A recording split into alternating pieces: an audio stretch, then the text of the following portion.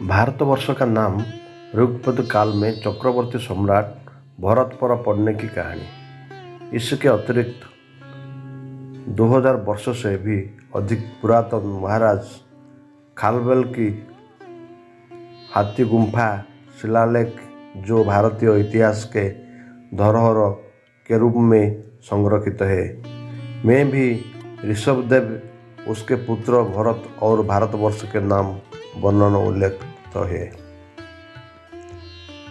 भारत नाम के संबोधन में ऋग्वेद के वर्णन मिलता है कि भारत एक संप्रदाय अथवा जाति का नाम है जो अपने गर्त में कोई पीढ़ियों वंशजों के समाधि हुए हैं। वेदों में मिले उल्लेख के अनुसार भारत सूर्य अर्थात सूर्यवंशी और भारती उसकी शोभा है। ईसा पूर्व 1150 में दशराज युद्ध आर्य और भारत जातियों के बीच हुआ था, जिसमें भारत का नेतृत्व ऋषि विश्वामित्र द्वारा किया गया था। और ऋग्वेद में वर्णन मिलते हैं कि महाभारत भारतीय परंपरा और संस्कृति का महाग्रंथ है। अब महाभारत शब्द के कथन का उल्लेख करते हुए महर्षि वेदव्यास, जो कि महाभारत के रचयिता माने जाते हैं, कहते हैं कि महाभारत में भारतवंशी क्षत्रियों का वर्णन किया गया है। इसके आगे 13 जातियों की वंश परंपरा का वर्णना करते हुए वेदव्यास लिखते हैं कि राजा मनु की 2 पुत्र देवव्रत और सुव्रत थे। इसमें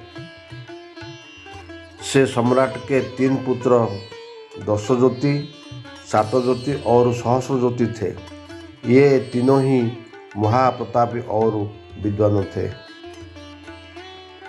सहस्रज्योति के 10 लाख पुत्र एवं दशज्योति और शतज्योति के 1 लाख पुत्र थे। इसमें ही भरत, जजाति, पुरु, जदु और ईशांकु वंश परंपरा का उदय हुआ।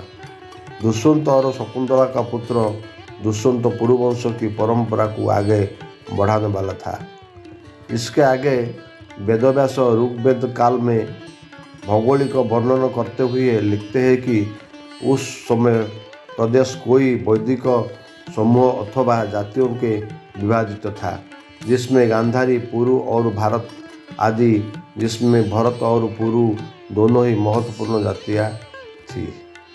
वेदव्यास द्वारा ऋग्वेद कालीन वर्णन में प्रदेश की जन समूह के नाम का उल्लेख करने में भरत और पुरु को वैदिक समूह के वर्णित करने से प्रमाणित हो जाती है कि भारत जाति दुष्मंत के जन्म से पूर्ण ऋग्वेद काल में मौजूद थे। अतः स्पष्ट हो जाती है कि ऋग्वेद काल में ऋषभदेव के पुत्र प्रथम चक्रवर्ती सम्राट भरत के नाम पर ही हमारा देश का नाम भारतवर्ष पड़ा। धन्यवाद।